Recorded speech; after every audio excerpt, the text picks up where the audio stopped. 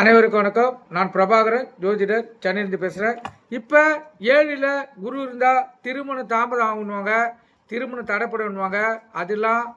அது பொய்யான தகவல், கருத்தில் கொள்ளுங்க. 7ல் குரு இருந்தால் மிகவும் சிறப்பு, கருத்தில் கொண்டு நீங்கள் பயன்பெறுங்க. தெய்வ பொருந்திய கலந்தராமியும் அன்பும் பண்பும் பாசம் கொண்டவராக இருப்பார். ஆன்மீக சிந்தனை மேலோங்கி இருக்கும். தர்மப்படி வாழ்க்கை நடத்துவராக இருப்பார். குடும்ப சூழலுக்கு தகுந்தவாறு தன்னை மாற்றிக்கொள்வார்.